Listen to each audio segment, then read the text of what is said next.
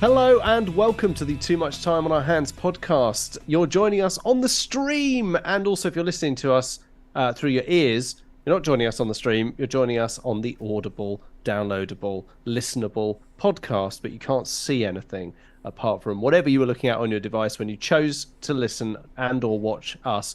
Anyway, I'm getting bogged down. We've been doing this for like, what, 6-7 years, and it still sounds like you've never heard a podcast before, every episode. It's like the first time I've ever, it's almost like the first time I've ever done this every time I ever do this. It's true. Welcome to the Too Much Time on Our Hands podcast. We're going to be looking tonight at our favourite expansion packs from video games. Expansion packs and downloadable content, we're going to count those as the same sort of thing because they do add expansions in ways, shapes or forms. Anyway, can we just do ways and shapes but no forms? I am off my game tonight. Let's do some introductions. Hi, Russ. Sup? How we doing? Yeah, Baffled and right. Slightly deranged by the looks of things. Yeah, very, very discombobulated. Dan, how are you? Hi, Tom. I'm Dan. I've been on the podcast before and just thought we think we're going to cover expansion packs and downloadable content. I just want to make sure I've got that right. Is that right? It is right. And I am Tom. And I have done this before, definitely. That is indeed what we're going to be talking about. We're going to be talking about expansion packs and also downloadable content for our favourite video games. The inspiration behind this came from the fact that Elden Ring, it's just Elden Ring, has had its new, One Ring, has had its expansion pack. The Shadow of Erdtree has just been announced. Erdtree. So that was where this inspiration came from. You know, obviously, Elden Ring, one of the, if not the best-selling video game of all time now, is it? I'm pretty certain it's still GTA. Oh, is it still GTA? Okay, so or Minecraft, something like that. Oh, no, sorry. It was the fastest-selling game of 2022. It sold millions of copies within, I think, the first day. I think millions of copies have been sold. And I'm a big fan. Love the open-world structure of it. But expansion passes are something that the Souls games have always been very big on, and some of them are more fondly remembered, I think, in number 2's case than the original game. So that's what we're going to do. We're going to look at some of our favourite expansion packs to some of our favourite video games. So I don't know how we want to start this, but I'm thinking that what we should potentially do is I'm going to hold up my hand. I've got a little tiny scale model of a barrel. So, Dan or Russ, whoever wants to go first, pick which hand you think. Can we finally point out that Thomas finally found a use for his 3D printers? Yeah, because this is it. I can't think of any way other than having a 3D printer that you could just have a small thing that you could hold in your hand. Exactly. Imagine what life was like before this. Yeah, it was a living nightmare. We've said it before and we'll say it again, but your poor wife. You had to scrabble around. My wife loves it. My wife loves my 3D printer. Yeah. The stuff that I printed. Look at this. Look. Little tray for parts with a little funnel end. You got a little brilliant thing. You know what amazing. you can put in there is you can put all the little bits of 3D printed shit that I've made for you in there. Exactly. This gets me so much poon you would not believe. It's a good hobby. Women love it. You turn up like you know, like in the Fast and Furious, where they have like the car races and it's full of like model women and like these really like ridiculous cars. You're turning up there with your little tray of 3D printed goods. It's like going, and they're all like walking past like the cars that are bouncing up and down, and you're just there going, yeah. Don't See worry, that? this from tray. Mass Effect. Yeah, this tray will be printed in about 4 hours. So everyone just hang around here, knock up a tray. I'll have to come back tomorrow if you want one as well. But yeah. So 3.5 hours later, it's a shame, isn't it? It's gone a bit wrong there, actually. It has. Okay, so I'm holding something in my hand. I'm going to invite one of you. Oh, we're still doing this, are we? Completely random, yeah. So we'll call this hand 1 and this hand 2. Because that's the way everyone Tom, are you names their determined to hands, make isn't it? everything more confusing than it needs to be? Yes, this is hand 1. This is hand 2. Okay, Dan, pick a hand. Which hand do you think the little scale model of a barrel is in? So I can't remember which hand is which, but I don't. This is hand 1. This is hand 2. How you think it's how on hand earth 2? would you tell them And apart what does it mean? otherwise? It's What does that empty. mean? It's empty, which means that had Russ picked the other hand, he would have seen that this hand one, contains the little barrel. So Russ, you get to go first. Russ, But thanks Tom, for playing. What's the little barrel for? What's it for? It's for keeping miniature fluids in. It's just a little D&D miniature. That's cool. Focusing. We might have to commission you for some Warhammer purposes at some point. Yeah, mate. Yeah, do it. Okay, Russ, you're going first because you, by default, won the game of hand 1 or hand 2. That's what they'll call it. Yeah. Okay, so left or right. I suspect that most of these are going to come from what old cantankerous gits like us probably like to refer to as the golden age of expansion packs, which is basically from before the term DLC was really a thing. And they were expansion packs that expanded things, and nobody really mentioned the word monetization. So I don't know. You're playing music behind, because all I can hear is the Hovis theme tune. But broadly, I suspect, there's not many people going, when the second loot crate drop of Fortnite Season 3. God, do you remember that? That was incredible, wasn't it? You just said a load of nouns there. Did I sound like a Gen Zer then? Yeah. Nobody even plays Fortnite anymore, do they? No. It's not very big. I don't think it'll ever catch on, Yeah. Pretty certain they just do ketamine. Anyway, so my first pick is going to be probably the ones that combined I've spent most time playing, which is all the expansions for GTA 4, which were phenomenal. So you've got the Lost and the Damned with your motorbike, your MC homies, and the Ballad of Gay Tony. Was there only 2? I thought it was a third one. Was there another one? I have a feeling. I might be wrong. All I remember is, this is controversial, the DLC made that game vaguely playable. I didn't really enjoy their main storyline, but I really enjoyed The Lost of the Damned, and I really enjoyed Ballad of Gay Tony. Yeah, they were both excellent. So it was just the two of them. There was also the episodes from Liberty City released, but that was just all of them all together. Yeah, and they did one Liberty for Vice City City Stories, as well, wasn't it? Yeah. Yeah. But so these were true expansions. They were basically new games where they hadn't done anything to the engine, but they were full length games of comparable amount of content to the original.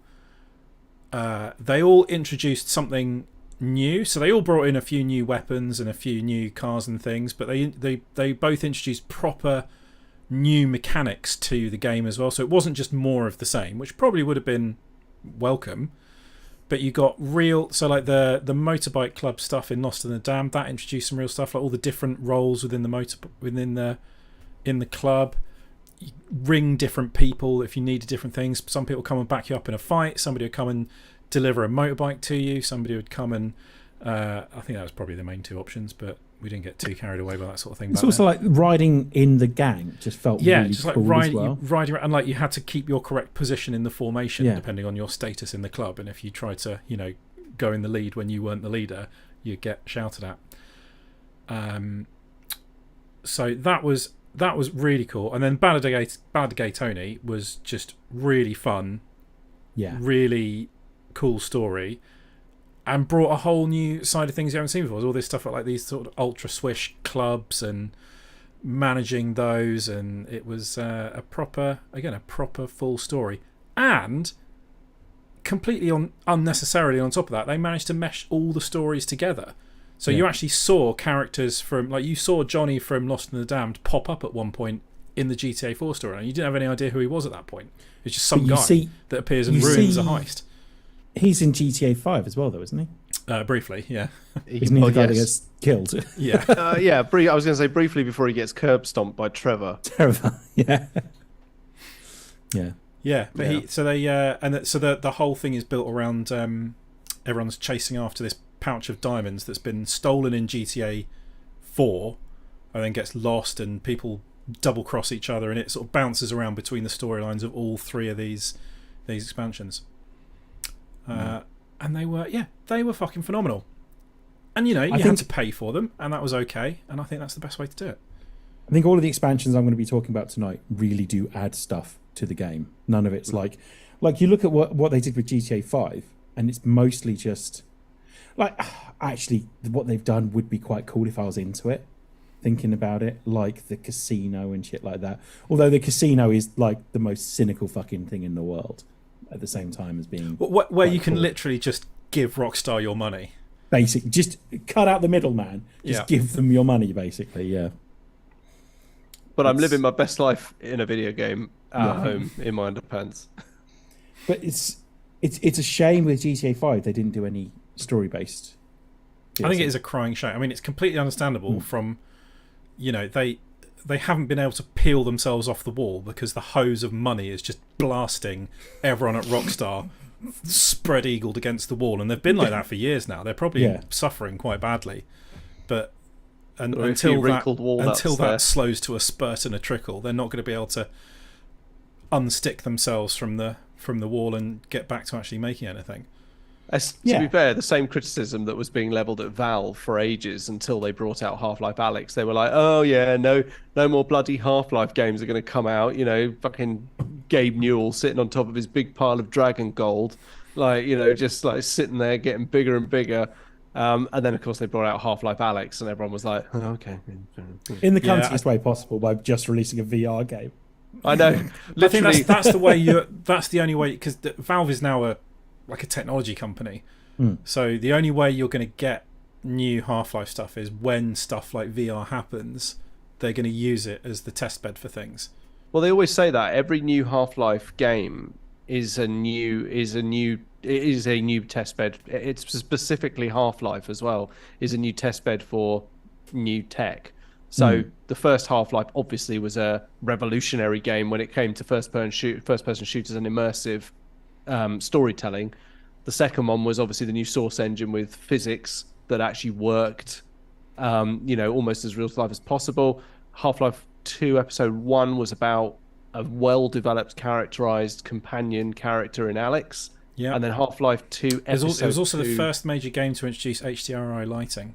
I think that's what Half-Life 2 Episode 2 was about. Was HDR. It was implemented in that, and then they went back and they added it to Half-Life 2 in what they call Half-Life 2 Update and Half-Life 2 Episode 2, and they further developed Alyx and the sort of companion there. And then they stopped doing anything, and then they decided, right, next one, we're going to put a barrier to entry on our next titles of like 600 to £1,000 because you're not going to be able to play this game unless you have that PC and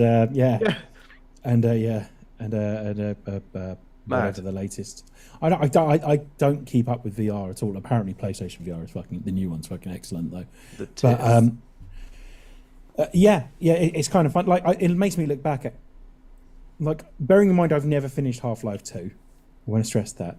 Still, the orange box must be one of the best value offers in terms of just on Xbox 360, just getting a single disc, and you've got Half-Life 2, Half-Life 2.1, Half-Life 2.2, Team Fortress 2, and this little throwaway game called Portal. Yeah. It was the first thing I got for my 360.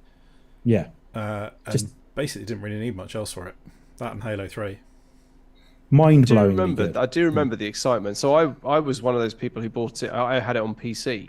I had a decent enough PC with a fucking SLI graphics card set up. Would you believe? Nice. Back in the day, when I had more money than sense, and played Half-Life 2 Episode 2 on the orange box, and played that for a bit and really enjoyed it. And as you say, played Portal just on a whim, thinking, this will be good for a laugh. And what I and many other people found inside was one of the absolute tightest, most excellent sort of 7 hour.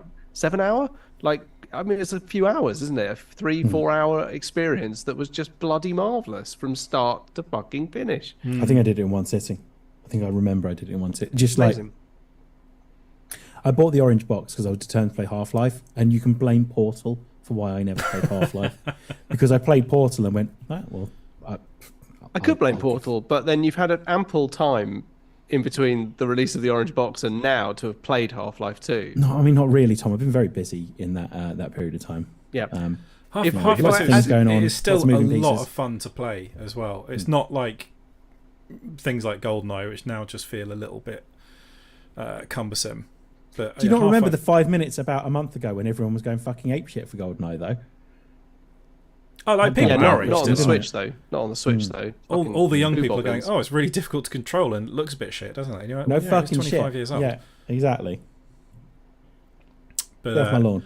Yeah, Half-Life 2 still plays really nicely.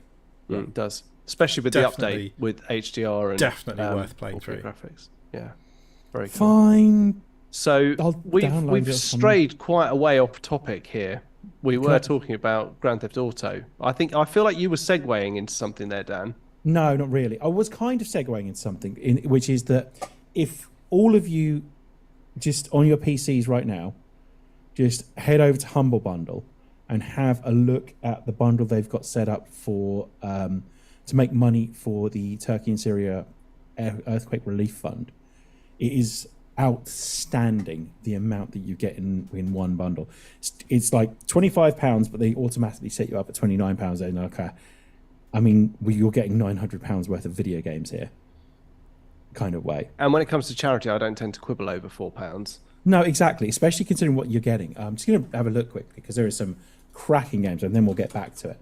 But it's if you get a chance, it's Humble Bundle. Do these every now and then, and you know you're never going to download every game off this. But it's one of those ones that's like you spent £29 on. I think it must be about 30 games. Some of them I've never heard of before.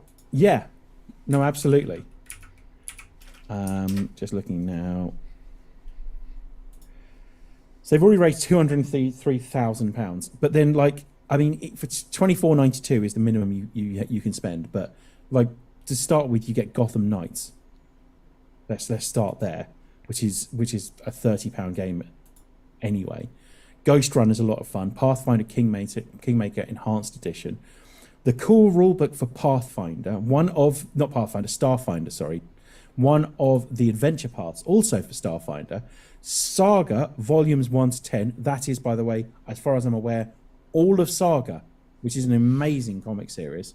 XCOM 2, Payday 2, Ticket to Ride, Euro Truck Simulator 2, Nice. Stick Fight, the game, Farming Simulator 2017, System Shock Enhanced Edition, System Shock 2, Into the Pits. I'm skipping a few here. Worms Rumble, 911 Operator, Monaco, which is quite good as well, from what I understand. There's just you just scroll down. There's just like an endless sea of video games, and you get all of this. But I'm going to say it's £29. It's £29. I haven't done it. I haven't downloaded it yet, but I've done this a couple of times, and I went back in. Monaco. I've heard about this Monaco. It's meant to be really good, that game. It's like a heist game, a cooperative heist game. It's meant to be really, really good. I've never tried it. But just all of this for this much. I have my reservations about how good Gotham Knights is, but I still want to play it. So Is that like the racing game? Gotham Knights? No, it's the latest Arkham game. Oh, with the children. Yes. So, it's a bit of a not really what we're talking about tonight, but head over to Humble Bundle and download that because that is very, very good, and all the money's going to a really good cause. So yeah, it's pretty incredible. I mean, like you say, there's no way you're going to touch all of that. Like you probably couldn't in a lifetime, but there's going to be something in there for everybody. Yeah, definitely. Am I going next with what does hand 1 and hand 2 say? So it's me versus you, Tom. So you're gonna have to pretend you don't know what hand it's in. Or I suppose if What's I that suppose hand to? unrelated. He said hand 1 said he doesn't quite know what he thinks about you, but he's quite keen for you to have a go tonight. Yeah, hand 2 says go now. Cool. Hand 2, you don't muck around with hand 2. Hand 1's a bit of a softie, but hand 2. I'll better go then. Go. Coincidentally, I was going through some stuff at my parents' house. I found, not related to you, Tom, actually, in any way, shape, or form. I found a script for one of James Journalist reviews. Just like, Did just you? in with a load of Warhammer for some reason? Yeah. I wonder how that got in there. Maybe he left one at your house. Yeah, he's a At bit one of an old point. fella. Do you know how he's doing? I haven't heard from him for a while, actually. Although I did get hit in the back of the head by a boomerang, and attached to it was just a single note that said, "I'll be back, Cobber." So I have a feeling it just said JG, signed JG. I mean, it's either him or someone else with the initials JG throwing boomerangs at me in the park. Who knows? The mystery continues. We should get him back on again at some point, shouldn't we? Oh, that'd be lively, wouldn't it? Yeah, you know, there was part of me that considered he may come back tonight, but it wasn't to Really? be. Yeah, Could he not make it? No. I had a premonition. You know, no, it's not going to happen. No. Anyway, Yeah. hand The two problem- wants the you problem to is- get on with it. The problem is, there isn't a crudely drawn picture we can just cut out of, just print off of the internet of James Journalist, is there really? So, No, so there's a picture of him on my phone, but no, oh, okay, there we go. Problem solved. yeah, problem solved. Done. Yeah. We're not going to see anything until we see the horror of a full 3D printed human. Ah, what a project. That's the dream. Yeah. Okay. I love. Keep it top line. Keep it top line. I love the Forza Horizon DLC, and like I love that there's an expectation for every Forza Horizon game that there will be 2 sets of DLC, and there'll be entirely new maps that you add onto it. So they've had things like Storm Island before, and the snowy one as well, where you do all the rally courses. Forza Horizon 5, they've just announced there's going to be another one, which is going to be another rally course, which I'm really excited for. But they always do one serious one and one silly one. So in the past, we've had Hot Wheels twice now, and in between the Hot Wheels ones, we got Lego. So we got an entire island designed for a Lego game, but with Forza cars, and also you could get the Lego versions of a lot of the Forza cars, well, a few of the Forza cars as well. So like your missions there would then be things like hit like brick objects to make them smash, and the main objective was to build your big Lego house, to earn enough bricks to build your big Lego house, much like in a Lego game. It was a lot of fun. Proved that Forza just doesn't take itself remotely seriously at times, despite the fact being a tight driving simulator. Really, really good. So yeah, like it's on Forza Horizon 4, by the way. I should have mentioned that. Which, as far as I'm aware, might be the best Forza game. Forza 4. I'll go even further. Forza. Yeah, Forza Horizon 4. Yeah, Forza. Forza 4. I'll go even further than that. It might be the best driving game. Ooh. Full stop. You are Yeah, competing with they are really Racer. cool. I think I'm either like 99% or 100%. I'm pretty much 100%ed the Hot Wheels section on 5, and that is Forza 5, sir. Forza 5, and that is a lot of fun. Well, maybe I'll have to play some. I need to go back in and just beat all your scores. That's the main thing. Yeah. Yeah, I need to do that. Yeah, then Forza Horizon 4 DLC is excellent. It's on Game Pass. I think you can get all of it for free. I might be wrong on that, but if not, the one thing they did really well with Forza Horizon 5 was that with Game Pass, you only needed to buy the DLC. So like you That's would, nice. like it's a case of you just literally just buy. In fact, I don't think, does the DLC come for free? No, you do have to pay for it. You don't have to buy the whole game. You just have to literally buy the Yeah, DLC. so on top of your- you're in this sort of slightly weird position where if you end your Game Pass subscription, you own the DLC, but you don't own the game. But you know, that is a little. you knows that when you signs up for Game Pass. True's that. Yes. True's that. Cool. Yeah. So my one, my first one, I'm starting strong, I feel. So is it your turn, Thomas? The hand decided it's your turn. Yeah, hand Well, I one's can on hear my it. side. Yeah, hand one's on my side. Hand two, So he's getting a bit chippy. he's getting a bit chippy. He wants me to crack on. So we touched on its sequel, Half-Life 2, but Half-Life itself, the original game, has been kind of renowned for its 2 expansion packs, specifically not Blue Shift. Blue Shift people said were a bit underwhelming, but I think is a bit of an untouched gem.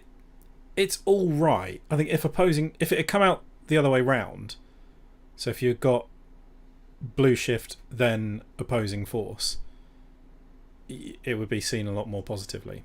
Absolutely, and you've said it. You've said the name. My first one is Half-Life Opposing Force. I think it's probably one of the best expansion packs to a very good game. It leapt off from the other side of the kind of story that was being played out in Black Mesa. Gordon Freeman, obviously, Black Mesa, the Resonance Cascade happens. The HECU, Hazardous Environment Combat Unit, are sent in to try and contain the problem, and also basically erase any witnesses. You play as Corporal Adrian Shepard in that expansion pack, sent in to fight. Your Osprey crashes, and you miss basically most of the game because you're out cold, and then you wake up and you start your sort of fight through. I think it's good because it's especially well remembered because it gave you the other side. It was one of the first expansions, I think, that gave you this taste of being on the other side, being another character in a universe that people were really in love with. It had a new sort of stream of enemies, Race X, as they were known, which I think is just like probably the most unoriginal part of the whole thing. Race X. They were quite interesting. You had quite an interesting sort of bunch of aliens, like little ones. Shock troopers. You could start using some alien weapons in this as well, couldn't you? Yeah, the little shotguns, which the first one you encounter, you realise their guns are actually an enemy in themselves, and the first one leaps at you and you catch it and you start using it, which I think is always quite cool. It brought in some new weapons. You had the sniper rifle, you had the Desert Eagle with the red dot, you had a wrench instead of a crowbar, a knife, a combat knife as well.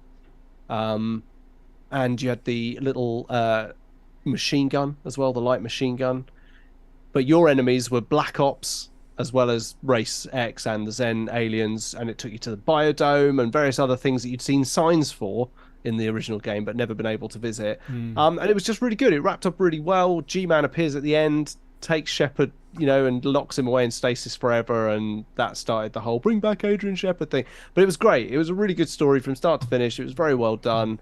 Well done, Gearbox. Fucking phenomenal expansion pack, really worth the money. And back then in the day when I bought it for the first time, I think it only cost me £17 when it came out on the day one. Yeah. And continuing that sort of immersive storytelling thing. So like probably one of the best like intro/training mission sequences ever, with the Full Metal Jacket boot camp that you get yelled at by a drill sergeant around the whole thing. Corporal Shepard, huh? Looks like Corporal Dog meat to me. Badass. And it was all Johnson John. It's so cliched, but it does the job really well. Yeah, it's demonstrating and it brought in your rope bulletproof climbing. vest, and the guy just shoots you with a shotgun, and he's like, "As you can see, you are not dead." Yeah. And it brought in rope climbing as well, which was a really nice way that can fuck off. That was awful. But it brought in and it also had the barnacle grappling hook That thing. was quite cool, yeah. But so seriously, you suddenly the rope game climb got a was bit more like, vertical. oh, you think the ladders in Half-Life are bad? Oh, you wait till you try climbing a rope with any accuracy. Wait until you see how badly implemented this is. Yeah. But it was cracking, man. I fucking loved it. Yeah. And I think we've lost Dan to Warhammer Kill Team. Reading a Kill Team book, yeah. Fair dues. Right, hand one is telling me to get on with it and push the thing along. Russ, what's hand two saying? Ball is in your court. Hand two is engaged. To who? I'm going to go. Okay. Just busy. So I'm going to go back to the first ever expansion, or what you could probably loosely define as an expansion, that I played, which was Sonic and Knuckles on the Mega Drive. Oh my god! A game in its own right, but with a magical little door on top of the cartridge, and you can stick your Sonic 2 right up in Sonic and Knuckles and your Sonic 3, and then you get Knuckles in Sonic 3. That was phenomenal. Like, that was proper mind-blowing at the time. So Sonic 3 and Sonic and Knuckles were developed in tandem, and so they were fully integrated with each other. So it was more than just getting Knuckles in Sonic 3 and also just, the phrase "getting knuckles into something" is inherently funny. There was more than just it. You can play as Knuckles in Sonic 3. There were properly different paths you could explore, and like it was fully integrated. In Sonic 2, you could just be Knuckles. It wasn't that much different. And then if you stuck any other cartridge in there, which everyone did, and everyone at school was like, "It'll blow up. If you put hard drive in Sonic and Knuckles and turn your Mega Drive on, it will explode." But everyone tried it anyway. And you don't want hard drive with Knuckles. Okay. Did it explode, Russ? It did not explode. No, you just got a little crappy minigame. But yeah, just a minigame. If you put a different cartridge in, yeah. God, I love shit like that. But I mean, also, yeah, like it could have just come up with a little error message or something. But or it could have exploded. Could you not play Sonic 2 with Knuckles? So you could play Sonic 2 with Knuckles, but it didn't really add anything. You were basically just playing Sonic 2 with Knuckles. But because Sonic 3 had been developed at the same time, they put in specifically stuff that only Knuckles could do.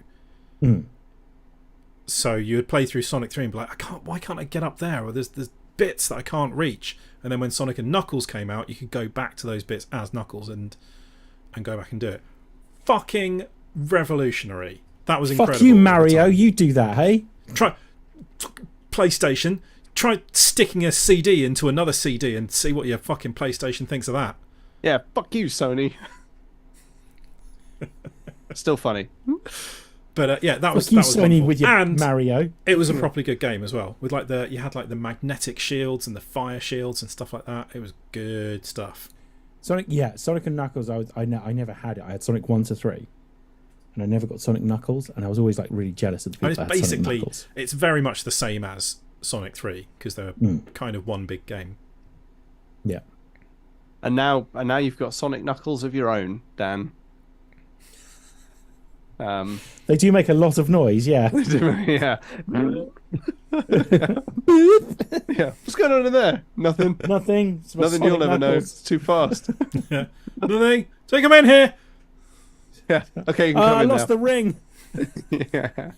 It's embedded in the wall. Spilling rings everywhere. Yeah, badass. And I also like the fact that it's literally a physical expansion. Like it's literally a plop in the top. Yeah. Brilliant. Just one of the coolest ideas, whilst they were trying to develop the Mega CD as well. It was. Yeah. Should have just stuck to the We're really cartridge, going down Nintendo. the route of sticking a thing in another thing. I think people are going to like that. Yeah, I agree. I like that. Dan. Okay, which ones did I have? Let's do the Mass Effect one. Lair of the Shadowbreaker. Tight. You don't get Liara in Mass Effect 2 until Lair of the Shadowbreaker, at which point she becomes a total fucking badass. I know there's things that people don't like about it. Like some people don't like the chase scene in the bit where you've got to chase down the other person, which I really fucking like. Opens up like whole new levels on a level that's already got a ton on it already. But there's a bit where you're like flying a car around, isn't there? And it's a little bit like the speeder chase in Episode 2. It is, yeah.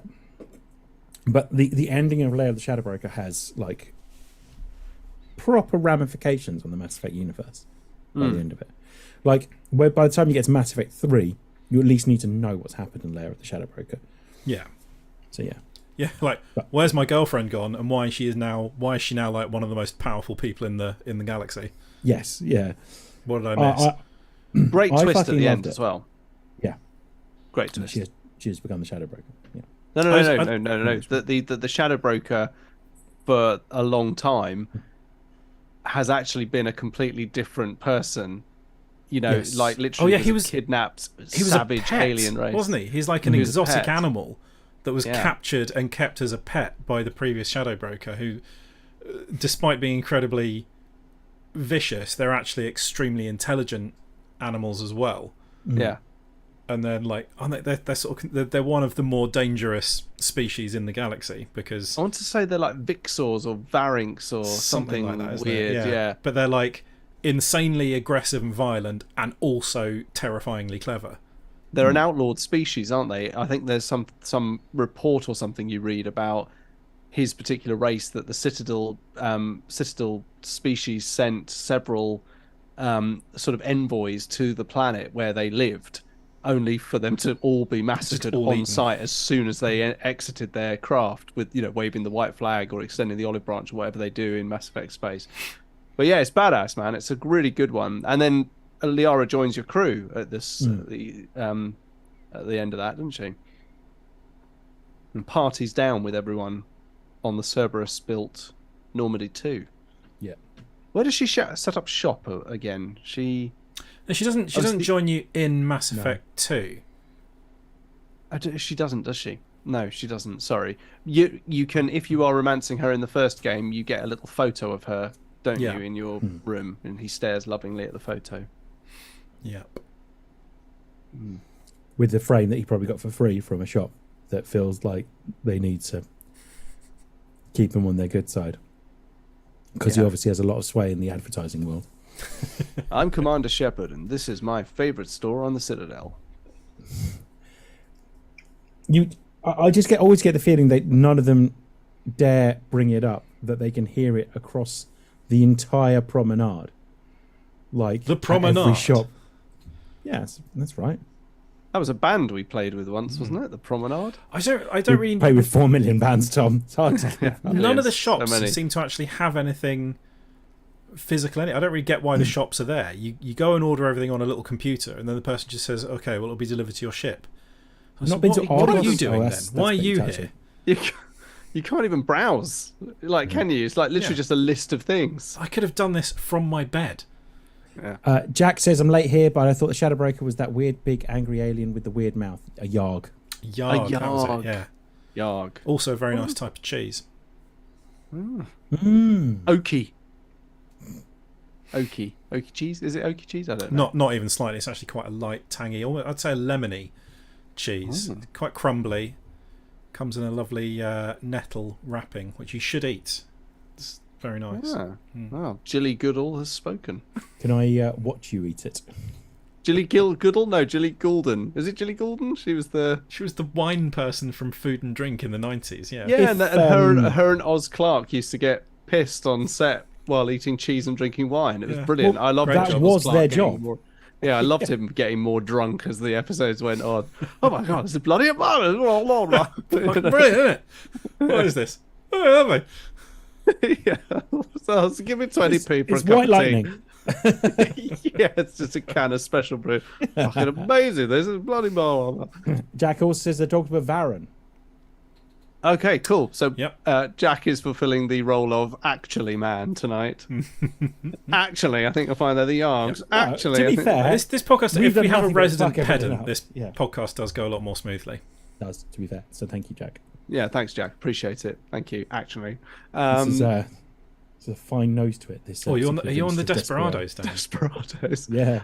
I want some tequila beer. Beer just isn't cutting it anymore.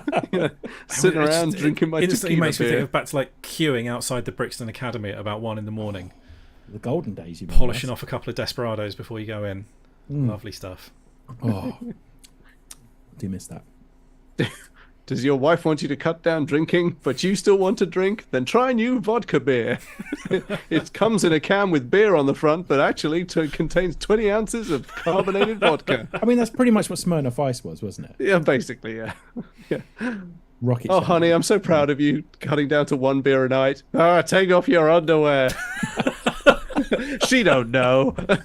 Who was it, Russ, that before they went into the Brixton Academy, they hid a bottle of booze under a traffic cone? Genius. I can't remember, genius. but I mean, I don't think that's a particularly strong idea. I don't know. The thing is, I always came out of that not ever wanting to drink again, because at that point my hangover was beginning to set in. So, yeah, and you're breathing in the smell of the carpet in the Brixton Academy, which contains substances known only to science. God, it was fucking disgusting. And I swear there was only like 2 toilets in that as well. Are we sure that wasn't where the smell was coming from? And the carpets themselves were actually Brixton impeccably Academy's clean. still there, isn't it? Thinking about it. Yeah, Brixton still Academy, there. still there. Yeah. So I'm thinking of the Astoria's not there, isn't it? Historia is Gonzo's. It's it's That was a gone. while ago. Crossrail station now. It's now like the new Farringdon Crossrail station. Oh, sorry, Elizabeth Line station. Terrible shame. Right, who's next? It's me. So I was a big fan of the original Dishonored game. Being a fan of Half-Life 2, the people responsible at Valve for doing all of the wonderful art direction that made the seamless blend of Eastern European architecture and the Combine's technology, they were the people who joined Arcane and came up with the fantastic sort of weirdly kind of steampunky whale oil punk, I think is what they call it, because whale oil is the power source in Dunwall, which is wonderful. And you can see the influence of the Half-Life 2 art people in the original Dishonored. But it had two phenomenal expansion packs. One called The Knife of Dunwall, where you play a guy called Dowd, who is the head of a group of assassins called the Whalers, who is also gifted with the mark of the outsider, like your character Corvo. And he is actually the assassin who kills the Emperor at the beginning of the first game, and you play him on a sort of a path of redemption against basically trying to find out more information about a witch called Delilah, who becomes a main character in the second game, who usurps the throne from Emily. Why? Why Delilah? And then the second expansion was called the Brigmore Witches, which is by far the better of the two. But there are some pretty excellent points in the first one. But Brigmore Witches is very much painting, if you know the story of number 2, you'll know why painting is a good thing, because Delilah is an artist who uses paintings to trap people within them. And she creates these painted worlds, and her whole plan in this expansion pack is to paint a picture of Emily Caldwin, your Corvo's daughter, and the Empress apparent, and sort of trap her in this painting, and then Delilah will usurp her throne. And it's Stanton Dowd? It's not Stanton Dowd. I think his name's just Dowd. Who's Stanton Dowd? Anyway, never mind. You play Dowd again in this, and your job is to basically stop Delilah's scheme so that doesn't happen, and it basically sets up the events for the second game. Very, very cool. Huge amount of content. Dishonored was very well known for its big sort of playable areas as you sort of stalked and made your move on a target to assassinate at the end of each one, and you know you would move through multiple big areas as you made your way towards a particular target. And it was they were very good expansion packs. You know, a lot of content. The pair of them were basically another Dishonored game in terms of the amount of content and levels and areas. And the enemies, the witches, the Brigmore witches themselves, who you do fight in the second game, are absolutely terrifying in this first game. They're all these kind of leafy, tree-like people able to manipulate roots and terrible sort of natural black magic and stuff. Oh, it's fucking phenomenal, brilliant, nice. From start to finish, excellent. Yeah, very cool. I never got into Dishonored. I really should one day. Yeah, that's why I feel. It's very cool. I mean, to be fair, I know it's good. I love the art design and the setting and the world and everything. It's so cool. 60 games from a Humble Bundle to play now, so you know. Yeah. It's well worth going back. I mean, the original game is very good. I have to say the second game has tweaked a lot of the formula into a much better experience.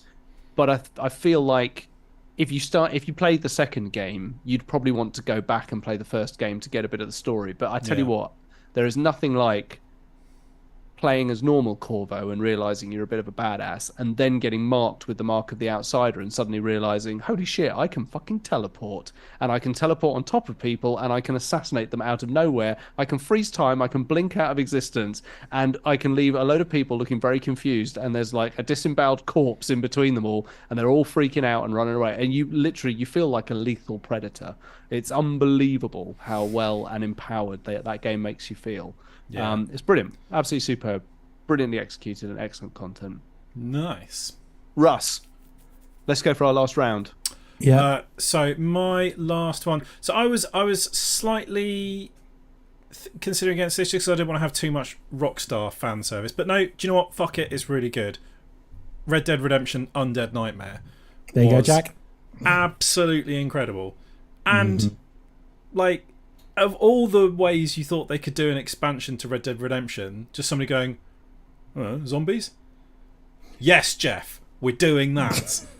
Pre the massive zombie craze as well. Yeah, it was pre-zombies being cool. And these are old school zombies. They're green, they shuffle, they're not fast. Which works perfectly when you've got like a revolver and a horse as your turns the game into something completely different as well. Yeah, I think you have to see it as like an alternate route because it does not make any sense in the sort of the world of the game. But yeah, it's really cool. And like the way because it's set when it's set, everyone's like, is this like some sort of punishment from God? Is this some sort of crazy foreign disease? What is this? Nobody knows what's going on. You get everyone you meet has gone utterly insane. Like, all the NPCs you meet are deeply weird, and they've all like murdered people or have the body of their mother sat in a house somewhere, or are trying to eat you, and they've set up a cult or something like that. It's so creepy and so well done, while being enormously fun as well.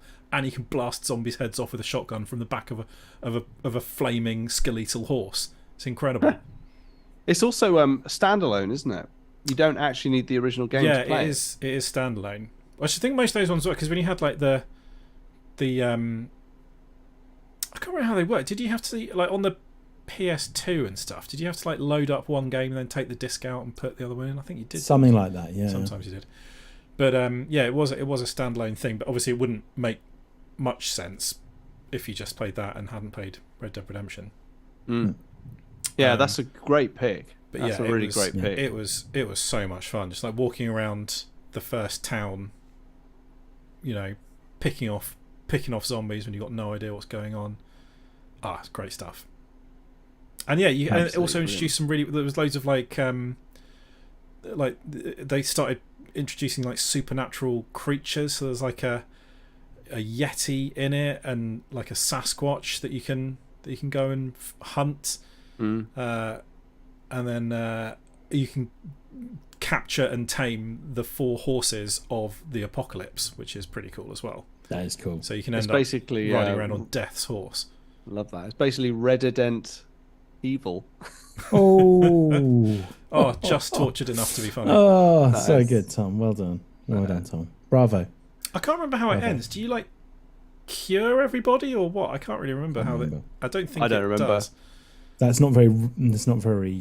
It's quite a bleak thing, isn't it? Like loads of your old mates get turned into zombies, and you have to shoot. But it's them. like you say, like a lot of NPCs that you know as genuinely nice people have just gone completely batshit crazy. You know, completely warped and twisted versions of themselves, like being overtaken by the evil. It's brilliant. It's so well done. It's so clever. It totally subverts the formula. But yeah. I think you do. Oh, yeah, that's it. You do. So I've just quickly hit it up on Wikipedia. It's like an Aztec curse that has caused it. Somebody in Mexico, somebody's like taken a mask from a tomb, and you capture it and take it back. And you so you get back, and it does cure everybody. Yep. Brilliant. Except that then it happens again, and you turn into a zombie. Yeah, excellent. Yeah, tremendous. Poor old John. Dan. Yeah, so your last Russ choice of the night went for zombies. I went for vampires. So I am, of course, talking about the excellent Witcher: Blood and Wine, which is an expansion that is as big as most other fantasy RPGs on its own. You just go into a completely new area. Like it's meant to be based on like France, isn't it? Like it's. I think it's sort of southern Italy and France. Yes. Yeah, sort of a blend of those two areas. Yeah. Yeah, with the Blood and Wine is because there's lots of vampires and there's lots of wine, basically, and it's just got a completely different feel to the rest of the Witcher games, the rest of the actual game itself. The whole area looks different as well. It's just completely different, and it's about twice as hard, I think. Like it's a lot harder than the rest of The Witcher, and I still haven't finished it yet, but I absolutely love it. The stories are fantastic. Finding out about the vampires, finding out everything you have to do is excellent. And it's just one of those that you get to the end of the main story of The Witcher and you're like, well, I've still got this to do. And usually when you're doing it, you're like, yeah, you're just kind of going through the motions, but you genuinely, it might be a better story than running around trying to save Ciri. Oh, mate, it's like another 50 to 100 hours of gameplay. It's unreal. It's amazing. It's so good. It's basically Witcher 3 2. You know what I mean? Like, Witcher 32. Yeah. It's excellent. The other DLC was good as well. That got some stick, but it obviously wasn't anywhere near as big as this. But this was something pretty damn special. So yeah. It was a lot more combat heavy, the other one. Yeah. This one was a lot more story driven. Really scary in places as well, and just generally incredibly atmospheric. So yeah, and you throughout as you got there, you'd find like different items of clothing, like different sets of armor and things. So you'd naturally just start to fit in with the residents from where you'd been before. Really, really like that's Blood and quite Wine. cool. Yeah. Yeah. And it was nice, like being around big vineyards and stuff like that, wasn't it? It was Yeah. very cool. You get a house as well. Forgot about that. You get a beautiful house, which actually you can finish the main game living in. Yeah. With Yen or Triss. Well, it's always got to be Yen. It's got to be Yen. I went Triss. Team Triss. Yeah, 100%. Fair dinkum. It's a strong choice. Thanks. It was one of two. Yeah, one of two of the choice I had. Yeah. Excellent. So I'll finish off with my last one. I was going to go for one which I now feel is a bit obvious, considering that the latest episode of the Last of Us TV show was basically the story of this expansion pack. I was going to go fucking good though. I was going to go with The Last of Us Left Behind, which I think was a wonderful story. Showed Ellie's origins and the loved one that she lost. But I've decided to go something different. I know we've already done a Mass Effect one, but I feel like this one deserves a bit of conversation. And I think, well, it might be one of those ones that we end up wanking on about for 5 or 10 minutes. But I don't know. Mass Effect 3 Citadel, which I think was absolutely the end to Mass Effect 3 that we deserved. The end of the Mass Effect saga with Shepard. It was the one we deserved. It ended with a party. It ended with a loving moment, team sitting together on the couch of an apartment on the Citadel with everyone, happy, done everything together, risked their lives, played the odds. It was a really nice goodbye. The party itself is phenomenal, but everything that leads up to it is excellent as well. Shepard's doppelganger, the Normandy being stolen, your one of your crewmates basically helping you break into the ship, back into the ship with their electric toothbrush, because it can generate tiny little Mass Effect fields in their brush head. It's just had some excellent comedy moments. It showed you a lot more of the Citadel and a lot more of the sort of underbelly of the Citadel. Yeah, which you didn't really get much of in Mass Effect 3. There wasn't actually much Citadel to it. No, absolutely not. And it like I said, it just gives you the goodbye to all those characters that you deserve. And everyone that you've met along the way can come, Jack and Miranda, people who aren't really featured that much in Mass Effect 3, they can all come round, and like Rex and also Grunt, all you can get your Krogan. It's just brilliant. You just get everyone all together. Some of them pair off. Yeah, getting the old Krogan on. It's just great. It's like I say, it's the goodbye to those characters and that saga that I think we deserved. Can I confess something to you? You haven't played it? No, because I finished Mass Effect 3 before it came out. So I've never played it. Yeah, you'd need to do another playthrough of Mass Effect 3, wouldn't you? Yes. I think you need to get to a certain point in the main story as well before you can do it. Oh, you need to get to that point. Where do you get to? No, I don't. I can't remember where you need to get to. But it's worth doing a lot of Mass Effect 3 before you do Citadel. I am going to do Legacy at some point. I've had it downloaded for ages and I've never done it. So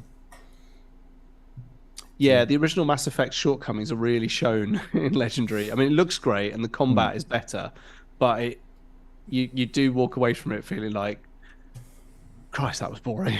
Like at points, it was Mass really. Effect It was 1. a Mass tough Effect 1 slog.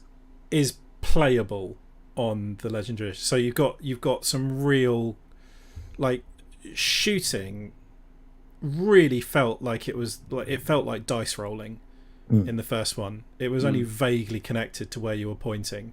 Yeah. And that's been tightened up quite a lot. And there is also one button that you can press to convert all of your shit that you've got knocking around in your suitcase to gel or whatever it's called in one go. Omnigel. As opposed to having to go select weapon, convert to Omnigel. Yes, I'm sure. Next one, select weapon, convert to Omnigel. 400 fucking times in between every mission. It gets to the point where you are actively avoiding picking stuff up because it's just a hassle. But it's still quite tedious. Yeah. In parts, like because you're no longer as impressed by it. Like I was fucking blown away by Mass Effect the first time around, going like, this is incredible. Oh, I remember when it came out. Yeah, you know, that obviously doesn't special. last.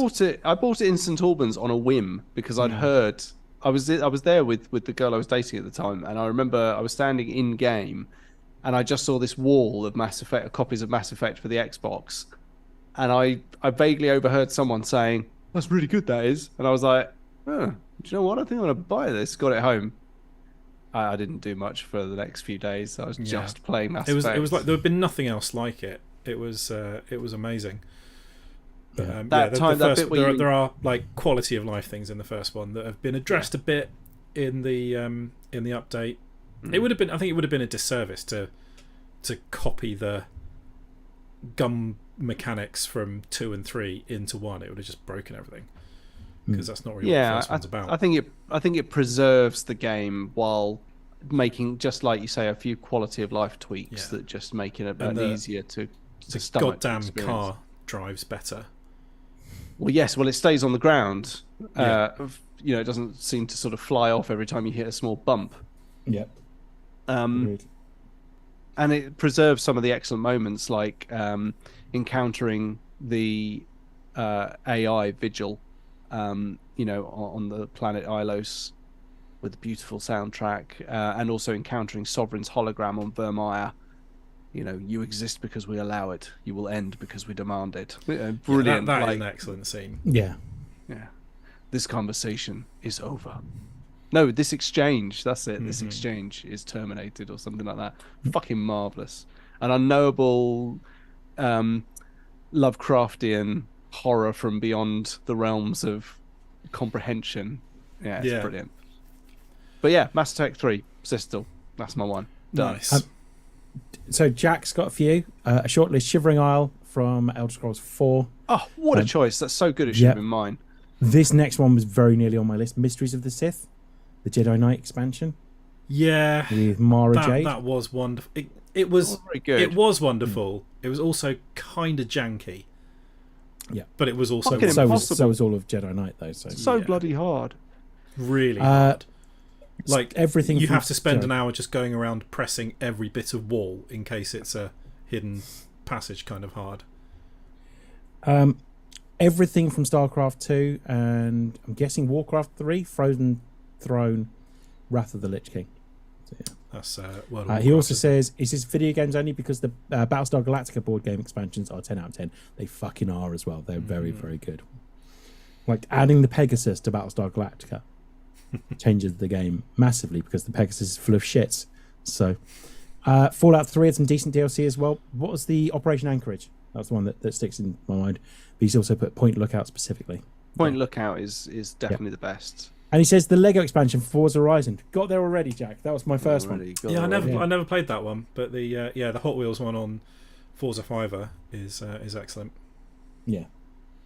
And then you can take Hot Wheels cars into the real game as well, which is quite cool. And you can do that with the Lego cars as well. Oh, can you? Nice. Yeah. I'm trying to think whether it's worth giving Duke Nukem's Atomic Edition a kind of honorary mention. Because that was crazy. There were like 3 times as many levels as there were in the main game in that, weren't they? there was a Just whole extra adding episode called The Birth. Whole loads more stuff to it. Yeah, it was amazing. And like you say, yeah, loads of not WODs, but like DN levels. Like, you know, WODs were Doom, wasn't it? Doom WODs. Is it effectively the same thing, though, wasn't it? Yeah. Yeah, effectively. Yeah, that was quite good. And I think let's lower the tone. Worst expansion, well, worst DLC that has ever been, just in terms of legend, is obviously Horse Armor from Oblivion.